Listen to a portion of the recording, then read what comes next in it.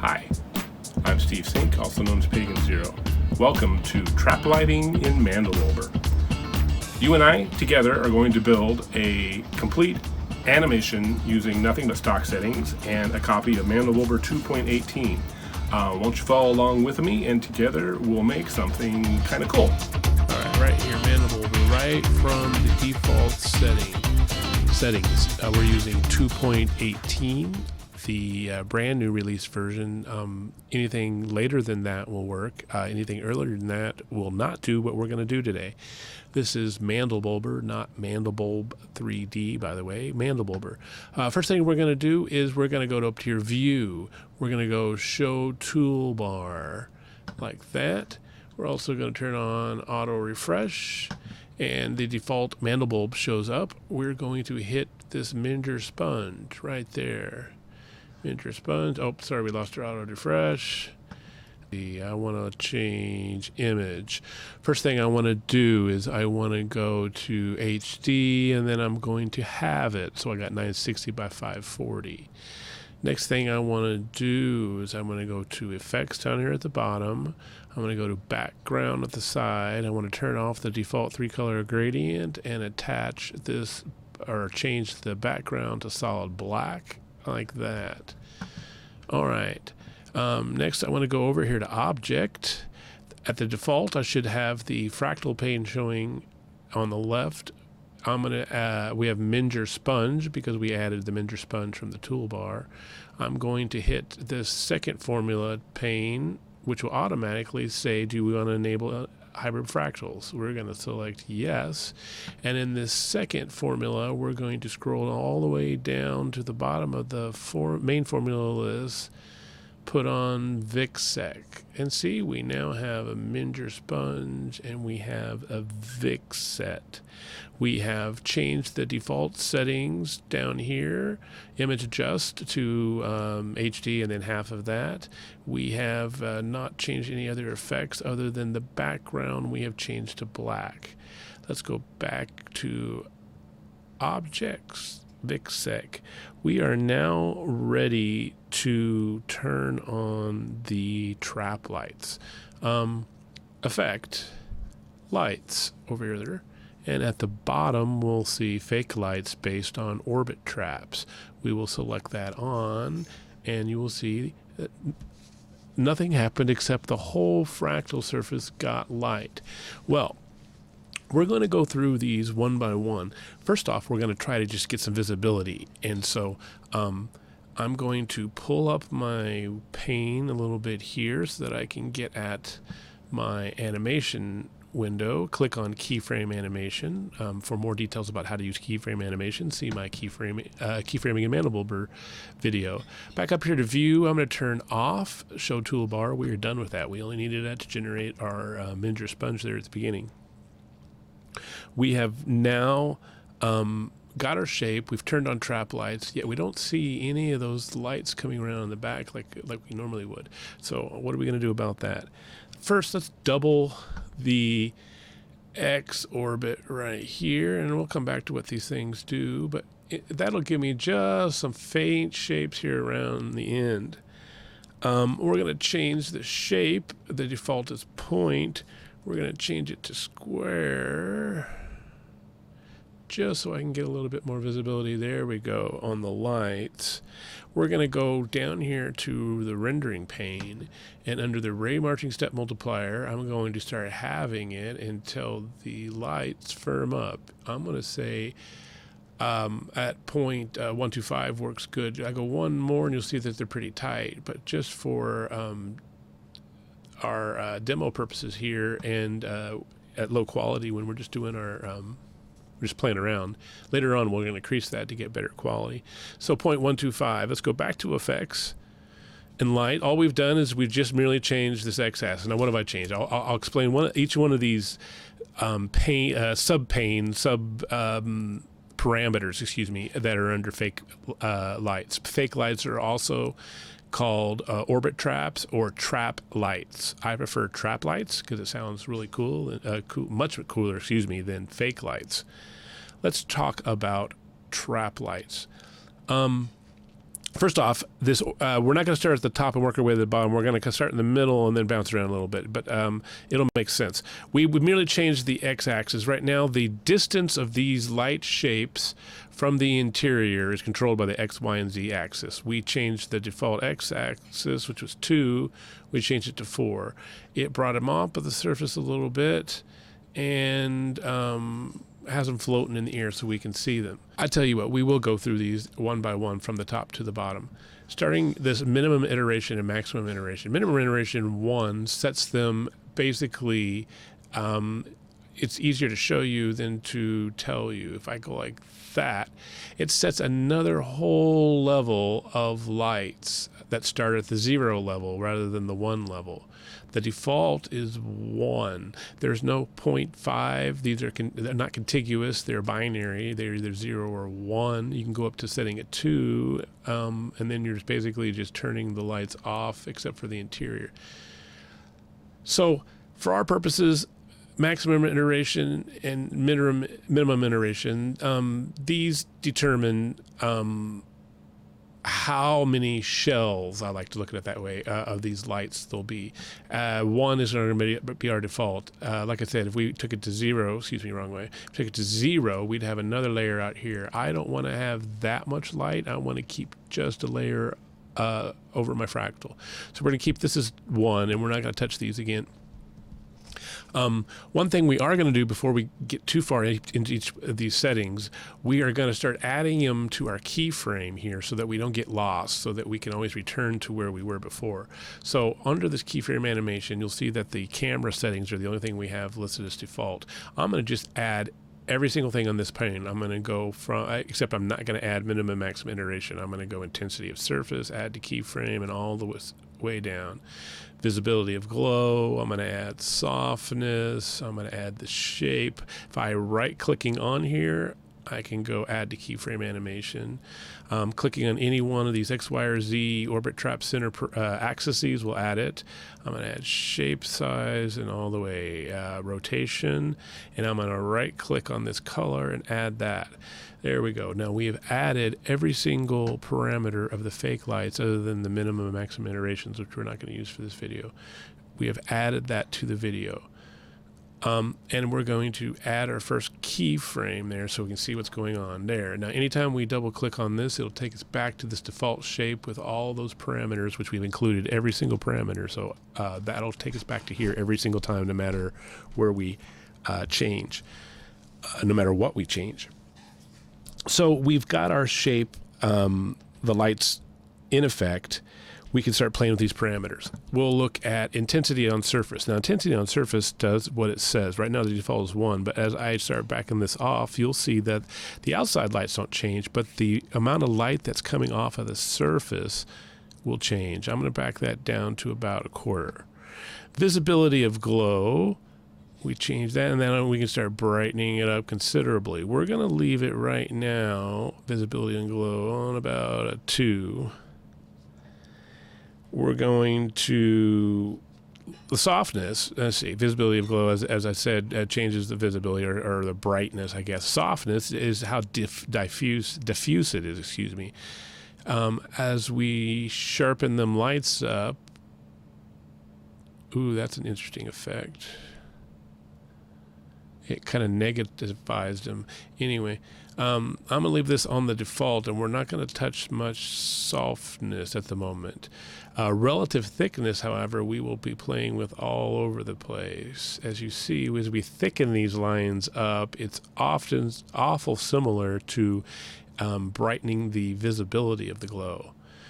We can keep this, I'm going to keep this at about a 1.5 for our purposes right now.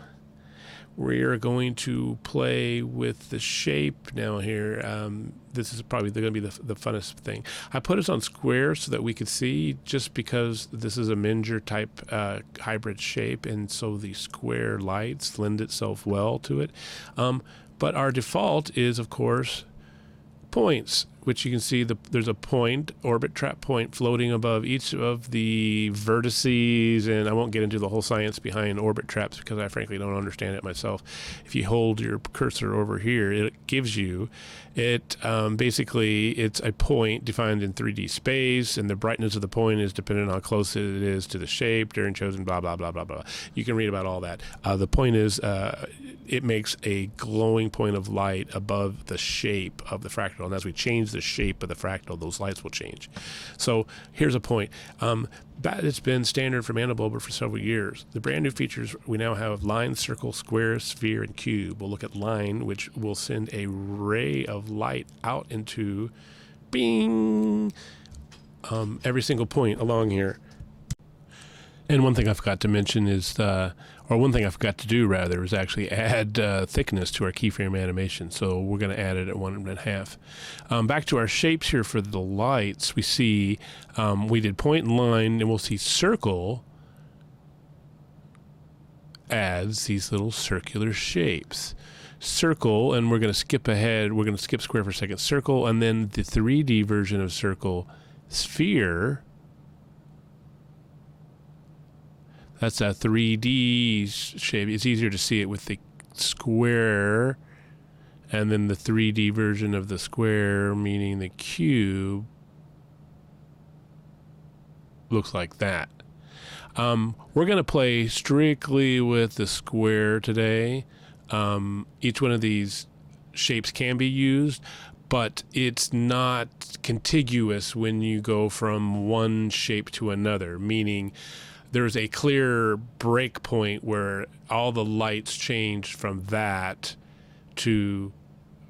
to circle. There's no halfway point between them. So when you use these in your keyframes, you need to remember or just be aware that the lights are going to change abruptly rather than gradually. Okay, we've talked about the shapes now. We're going to stick with, square here. And going down orbit trap center, it is the distance from the light from the edges of the shapes. We're going to leave our X at we're going to leave our X axis at 4. I'm going to add 2 to the Y.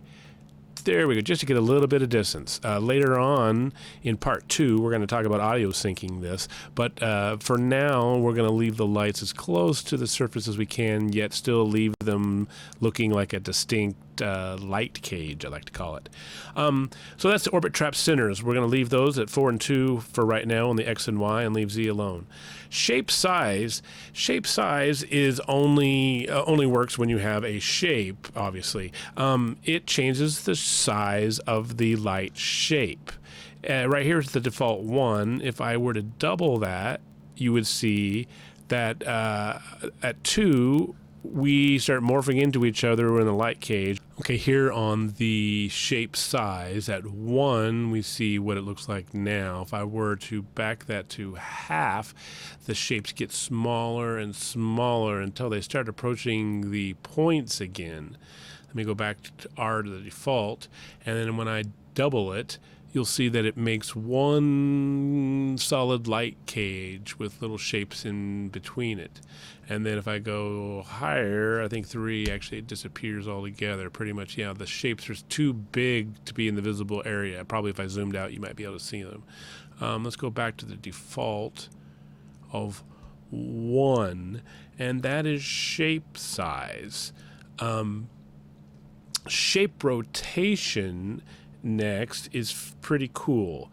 We're going to start changing the shape rotation and adding some keyframes and running some test animations, all to show you what rotation does. Because I can do rotation and I can show you, but what we're going to do a bunch of animations, and we're going to keep erasing our animations and doing animations. So shape rotation, let's start by first adding 90 to the, let's get in the right, we're in the right X rotation, 90 degrees, and you say, well, nothing changed. Well, nothing changed because these are squares, and we rotated them 90 degrees on the X-axis, and so they look the same. If we go to the y-axis, however, you will see, boom, that is what rotation 0, and then that is the whole shape rotated 90 degrees under the y-axis. Now we have this as a keyframe, so let's go ahead and add keyframe of these lights rotated with the shapes on the y-axis at 90 degrees. We click on the first one, that's where we started from. Perhaps. We have not added shape. Sorry. My confusion. What else is not in here? Let's make sure we got them all there. Yeah, okay, my bad. So back over to here. Let's reset that and modify it. There we go. Now, were I to run a quick animation, let me just quickly set up a folder for my animation. I'm going to use Demo Trap. Actually, I've used that just a few minutes ago. New folder, Demo 2, or Demos. And quickly, if we run the animation, you'll see that the lights is going to run over 100 frames, standard. That 100 frames per keyframe. We're going to go from the first 0 to the first, and you'll see these lights are changing over here in the pane, orbit trap center, shape rotation. You'll see that we're slowly increasing the Y rotation, and over 100 frames down here. What does this look like? Well, let's go show animation and take a look. And we can hit spacebar on our keyboard or this play button, and you'll see the lights. These are the square shape morphing under the y-axis. Pretty cool. Well, let's do a morph on the z-axis. What does that look like? Let's reset that. And we lost our auto refresh because we ran an animation. We'll put auto refresh back on, and I'm going to add that as a keyframe. And look at the shapes. I'll do this using keyframes rather than playing around over here. With no rotation, that's the plain square trap lights. There they are, rotated Y 90. Here it is, rotated Z 90. And then if I hit 1 and add keyframe, let me delete all those out. I could have kept the first 100 frames, actually. The lights, I should have kept the first 100 frames, actually, instead of deleting them all out. It will do a full loop. They will loop the 90 degrees under the Y, and then 90 degrees under the X, or the Z. Before I get too deep into this, we're going to continue to run this all the way through. I thought maybe I needed to have an extra keyframe somewhere, but frankly, it doesn't matter. We're going to run through all 300 keyframes, and I'll stop talking so that I can speed this up. Okay, let's see how our animation is now. One more time. All right, we're going to go from rotating on the y-axis, rotating on the y-axis, the z-axis, and back to standard. There's a Z. There's back to no rotation, and we made a perfect loop. All right, so we have now got these lights to rotate in the Y and the Z axis and make some different shapes. Proof of principle there. Stop that. Let me delete out all these images. And we are now going to start doing some cool stuff. Okay, now we're going to play with this x-axis that we started in the beginning. Let's pull this up a little bit so we can see our thumbnails.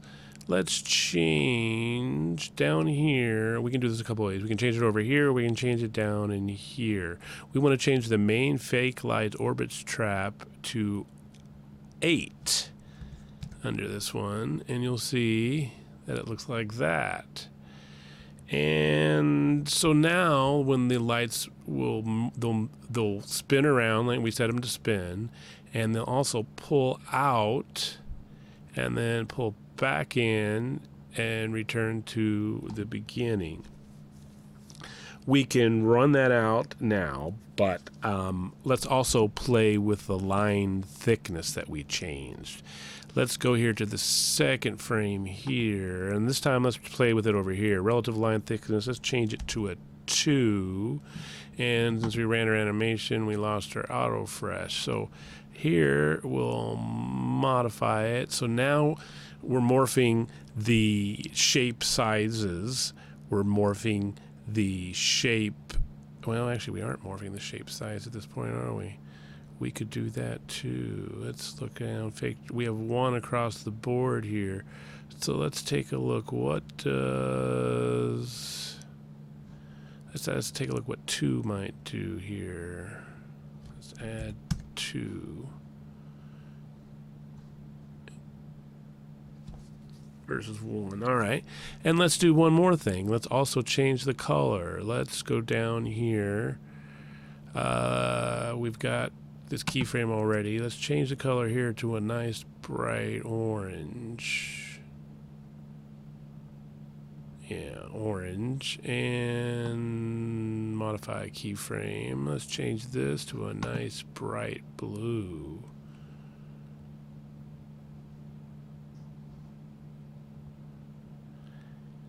And let's go ahead and run that out. Let's render that and see what we get.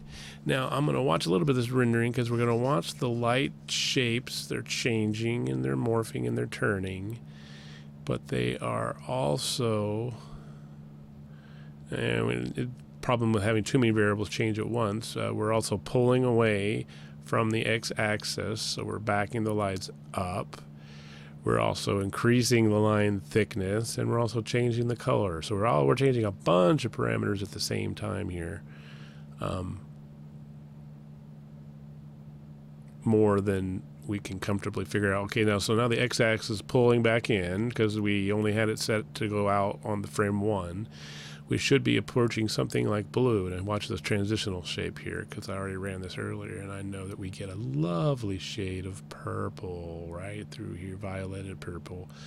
And then as we approach blue, our lights are still spinning around, our shape is blue, it's pulled in more, and then also we'll see how the lights look with the y-axis over here at 90 degrees. It looks like the Y value for the trap center is changing as well. I had to look through all of our parameters. See Y. Yeah, we have a 0 to 2. And as we're pulling into the home stretch here, we have 25 more frames to get us back to a perfect loop. Here we go. Let's go ahead and show animation, embiggen that, and let her run.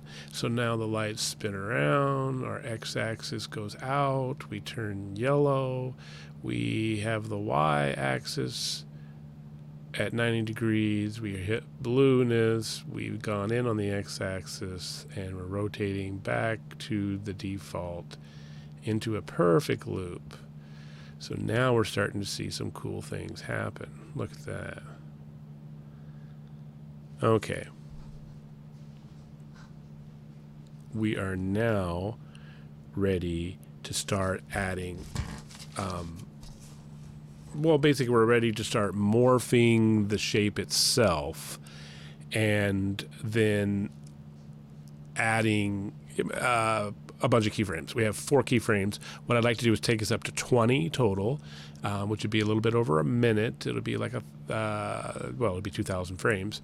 And we're going to start doing that right now. Okay, one little thing I want to show you also is morphing a value across keyframes, or interpolating keyframes as well. I've got a 90 value on the Y and a value on the Z rotations. I can also put a value on the X, and it'll show up depending on where we are on the Y and the Z. But I want it to run across all the frames, and I want to do a full 360 from the start to finish. Well, I'm going to do that by leaving the first value on the X rotation as 0. I'm going to right-click it and go Interpolate Next Keyframes. It asks me the last keyframe number, which I'm going to scroll all the way up to the end, 3, and I want that last value to be 360. And you'll notice it makes the keyframes 120, 240, and 360. And that way, when I run this one more time, and we'll skip to the end here, take a look at our rendering, and now we'll see that the lights are going to really be moving across the axes at all times, and we're getting some very interesting shapes. The X was moving 360 across, while the Y and the Z moved 90 and back. And just in that, by moving that X-axis across all the keyframes, we've really opened up the variety of those shapes in the movement. Okay. We are now ready to add a whole bunch more keyframes by morphing this shape. So the first thing we're going to do, we're going to go over here to Object. Remember, we have two formulas. We have a Minder sponge and we have a Vixik. Let's go over here to the Minder sponge. About the only parameter worth adding is going to be this Minder sponge scale. We're going to right-click on it and add it to keyframe animation. We're going to go over to the Vixik, and we're going to add everything over pass from scale to ZX offset. So scale at 3, add keyframe animation. Any one of these limit axes will add all 3. The ZX scale, and then the ZX offset. All of those added to keyframe animation. Now we are ready to rock and roll. And there's one more parameter for each one of these fractals that I want to add, or which one of these formulas rather, and that's the weight up here. Each one, the default and the maximum is 1. We're going to add the weight for the Minder sponge and for the Vixik to the keyframe animation. The weight basically is how much of each one of the fractal formulas contributes to the final result. Okay, now we're ready to create keyframe 4. We're going to simply, let's get 3 active here, which is the same as 0. We're going to simply take the scale here and have it, turn auto refresh back on, and we got a shape. Add keyframe. Let me take that back. And let me change the limit of X here. Let me just double it to 2. That's our next shape. Add to keyframe. Let me double that X again. And that's our next shape. Add to keyframe. Let me double it again. And add to keyframe. Let me go back to keyframe 3 here. Add to keyframe. Let me scale double from 3 to 6. And we'll add that to the keyframe. Let me go back to my default of 3. Let's do a bunch of things this time. Let me change this. Let me double that to 8, where we've been already. But I'm going to take the Y, I'm going to double it and double it again, and I'm going to take the Z to 8 as well. And we're going to get that shape. Add that to keyframe. Oh, let me reset back to the default, which I'm going to call this one. Add keyframe. Where are we at? 11, 12. We're at the default, so let's change the Minger weight over here. Let's just have it and see what we get. It's going to take a little bit to compile. Ooh, look at that. Now that's a shape we would not have thought we would get. So we'll add that to keyframe. Make sure we've got that weight, in our parameters. Let's keep our Minger weight at a half, and let's see what changing the Vixic weight to half. Now you would think that half and half would be the same as 1 and 1, but it's very much not. We get this flowery, bulby, round shape, which we're going to add. So let's leave the Minger weight where it was. Actually, no, let's restore the Minger weight and leave the Vixic weight and add that keyframe. That's an interesting shape. Where are we at? 14. Let's go 15. Vixic weight stays at a half. Okay. Minger sponge scale from 3 to half. Interesting. Minger sponge default. We'll add that keyframe. Then let's see. We need 5 more keyframes. Let's just take 10 again. Add it to the end. So the changes from one shape to another will have a completely different intermediate shape. So even it may look like we're reusing a shape we've reused. It'll really be different because of the transition shapes between them. That's 16. We're going to repeat keyframe 4 over here. We'll add. We're going to repeat keyframe 9. I lost our thumbnail. Sorry. Back up here. 9. Oh, yeah. That's going to be a big transition shape. Let's see. I think I made a mistake. I did 18 too soon. So 18 is actually supposed to be keyframe 6 repeated. So 6, go to 18 and modify. And then we reuse keyframe 9. There we go. And then, of course, we want to go all the way back to where we started, which will add keyframe. There we go. We just did 1:06 of animation, and we got all of our keyframes configured. Now, we want to go back and play with some of these shapes and colors and lines and fix them a little bit. For example, let's go through here. I can tell 3 right there that's supposed to be the default, but we're going to make it a little bit different. We're going to increase the thickness, say to 2. Yeah, that looks good. And maybe the visibility will double and modify that. That looks pretty good. That could use a little bit more. I'd say about a 2 thickness and another visibility of 2. Intensity of surface we're going to turn down.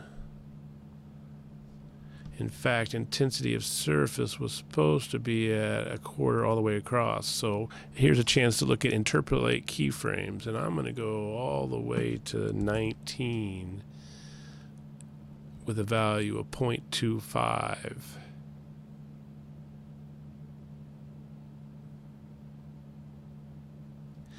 And that takes the light off of the fractal shape, but doesn't seem to change it much. Let's see. Yeah, both of those need the thickness changed. Okay, and we also, Oh, look at that. That definitely, you can barely see that. So what are we going to do about that? Well, there's a bunch of things we can do. We'll change the visibility, increase that. We'll increase the thickness to say, yeah, looks like 2 is a better choice. All right. That gets us a nice bright shape. Again, I'm just going to clean up some of these keyframes and make them better.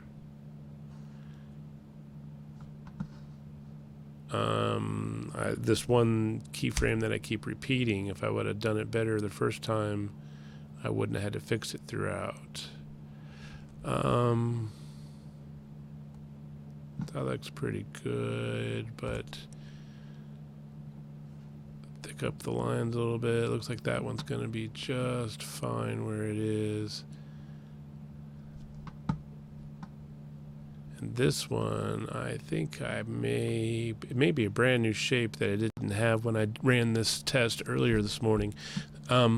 This is a perfect time to validate this shape real quick. We're going to validate it a couple times because we're going to spin it later, but I'm going to hit it now just to make sure that when we're morphing the shape around, at no time do we smack into the camera. Good. All right. That was easy enough. We didn't. We have all of our shapes together. We've cleaned up most of the lights. Let me just scroll through here. Look for some more lights that might need some attention. Oh, that one definitely does.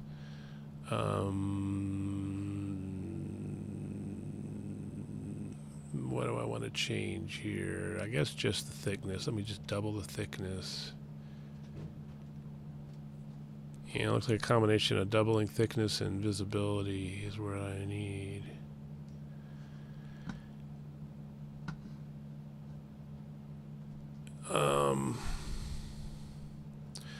I hate changing things multiple times over and over. Relative thickness of lines. Where did that go? See, I have too many parameters now to find anything easily. Oh, and I added thickness later, so it's here irregularly. Let me go all the way to keyframe 20 and line thickness of 2. Oops. See, I should have started with 2. I just did that as a learning experience for you all. Let's try this again. We're going to go to the end on 2 to 2 instead of 1.5 to 2. And that way they're all 2. When we come up here, they should be all brighter. Yeah. Yep. And yep. I want my first and last frame to be the same.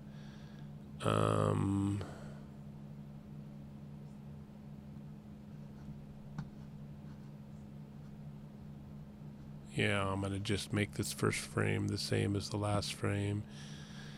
Like that. Now, one thing I haven't done is color. I could run a test video with all these morphings and it'd be really cool. But let me just keep at it, pushing on and adding some more parameters. An easy way to add colors throughout without changing every single frame is changing every other frame, leaving it to go from the default whitish blue to another color. So here, these are going to go quickly. I've discovered that the really dark hues work just fine, although now that I've changed it dark, I definitely want to change the line thickness and I definitely want to change the visibility. There we go. That might be even too bright, but it'll work. Let's go with something red. I feel like a strong red, maybe in a dark red. Ooh, we're going to leave that just like it is, dark red, and then we're going to go to this one. I remember that orange earlier was nice. What do we got? Let's try some lime green. That's bright enough. And this one will be the orange one. We're going to go again with the orange. Kind of brighten that up a little bit. That'll work. Actually, I want that one a little bright. Yeah, I want that one bright on the surface.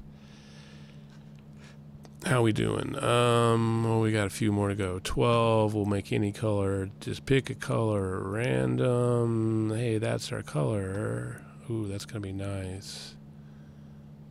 Oh, there we go. And I feel like a strong purple will work there. Ooh, that's nice.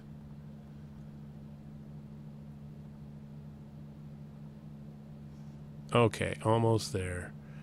Almost there. I don't see any lights at all on this one. I bet you.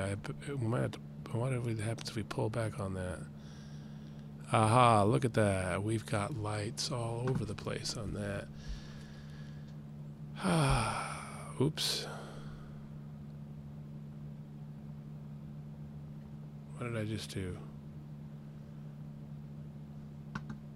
Try that again.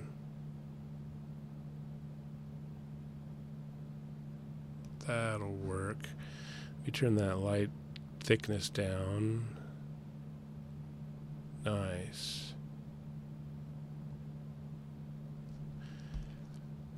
This is the only one we've had to move the camera on, and I think we would have been fine, but I kind of want to see those shapes on the outside like that. What else do we need for color? Let's change to dark red again. And this one's definitely going to be a yellow. Oops. Okay, I think we're done here. Last one takes us back to the beginning. Looks like we need to come off the surface. Okay, what shall we do next? We need to do some rotations throughout this entire thing. We rotated that X axis of the trap light shapes. Where is it now? Main fake light X. We did it through 360 all the way across. Well, now we have 20 keyframes, and we want to rotate it, say, 5 times. So a quick math, 5 times 360. We want to go 1,800 times. So we're going to interpolate keyframes by right-clicking on it. Enter 20 as our last keyframe, enter a value of 1,800, and it will divide 1,800 across those 20 keyframes. Boom.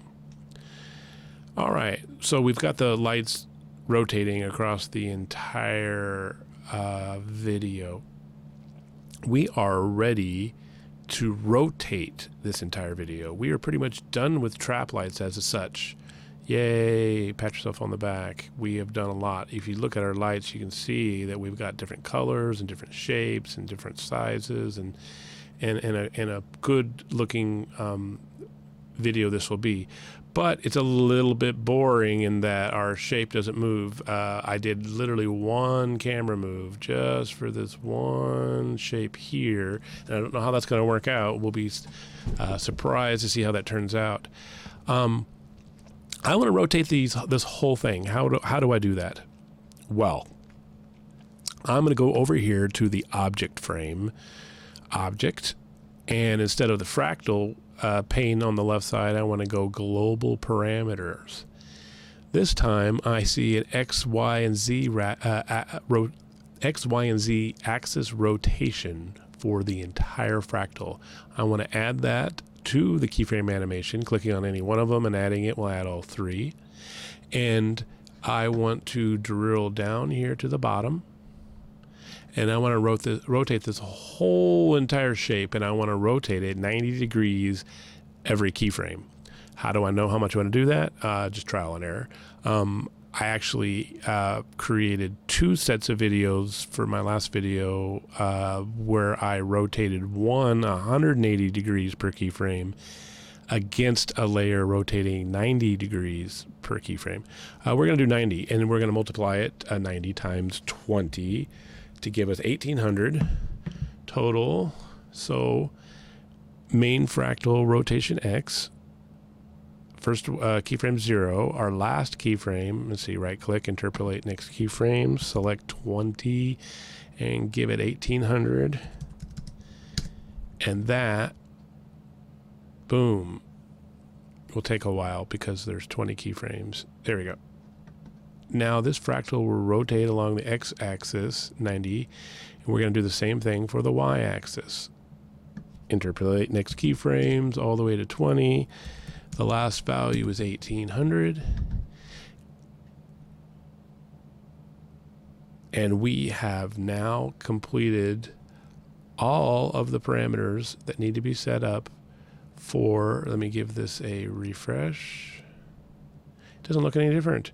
You say, well, that's because we did it 90 degrees at a time. So at each keyframe, it'll look like it's pretty much back at the default location. We're going to delete out all the images that were in that folder. I'm going to run them all, and I'll see you on the other side of rendering all of these frames. And here we go. Well, we'll just watch a little bit of it. You'll see that the shape is rotating. All right, we'll come back in just a minute. And we're back in just a few seconds. I just wanted to show you we're about 387 of 2,000 frames, but we are rotating the entire shape. The colors are changing on the lights. The lights' thickness are changing. Their distance X value is changing. Rotation of that is changing. The fractal itself is morphing of the parameters that we assigned it.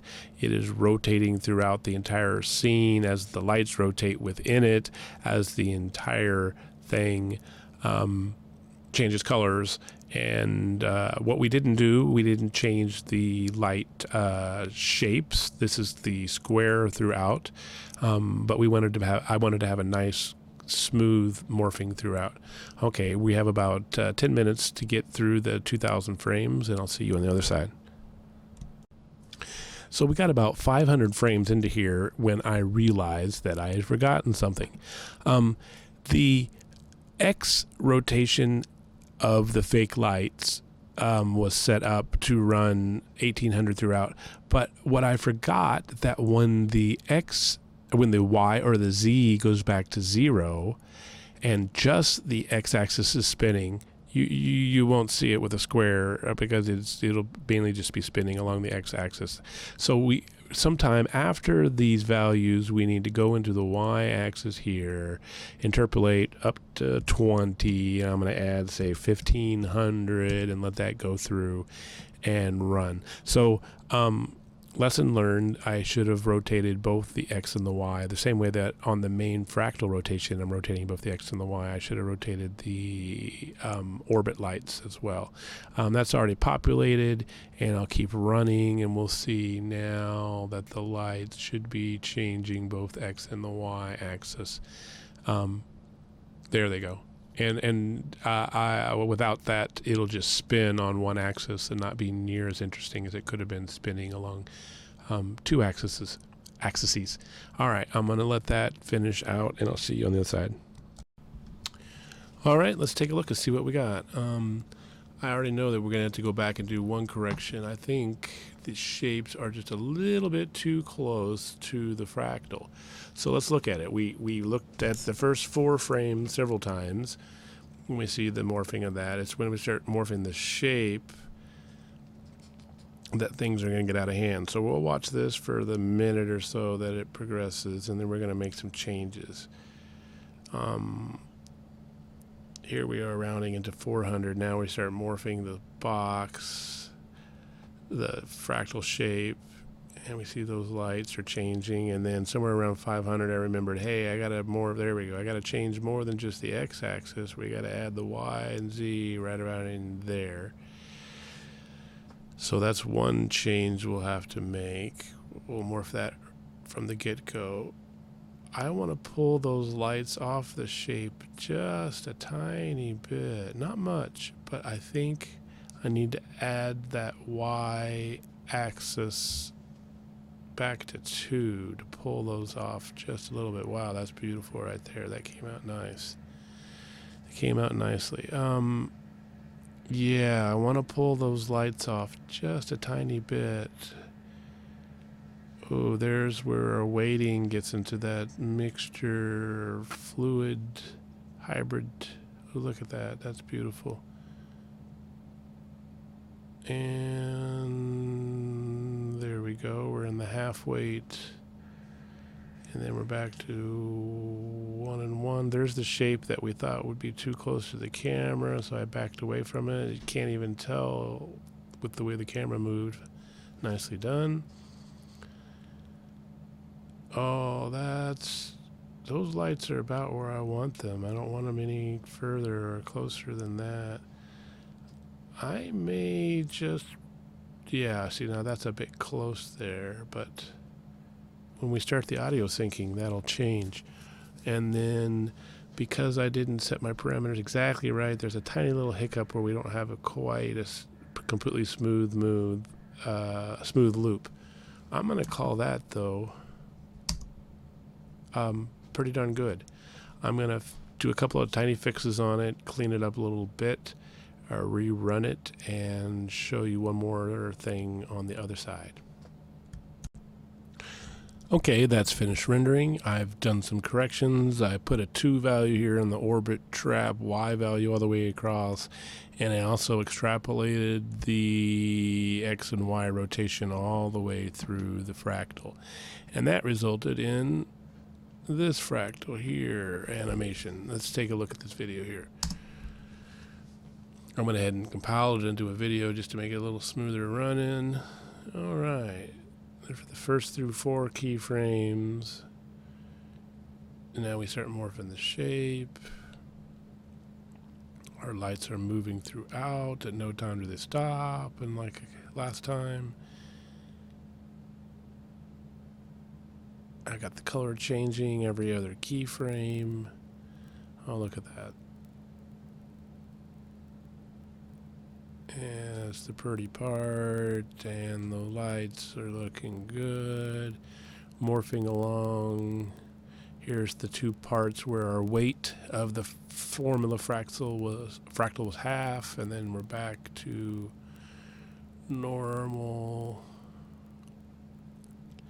I should put a light in the very middle of the fractals, considering it's a Minger hybrid. There's lots of holes in it. But we'll save that for part 2 as we get into trap lights. And you know what happened? We did a smooth loop and didn't even notice. So if I take us to the end of that loop, do we see where the loop starts and ends? Oh, there it is. There's a tiny difference in the light. Probably have to do something else to change that. But that is a successful stage 1 trap light setup. We have 20 keyframes. We have multiple shapes and colors and sizes, and we've morphed the whole thing. We did it in an hour or less. That's all for part 1 of trap lights. I'll see you again for part 2, where we do audio syncing of a wave file with the parameters. Thank you very much. I'm Steve Sink, and I'll see you for part 2 here in just a second. Thanks. All right, that was Traplighting Mandelbulber Part 1. Join me for audio syncing Part 2, which you'll find in the link down below. And I'm Steve Sink, also known as Pagan Zero. See you at the Facebook site and in the Fractal Realms.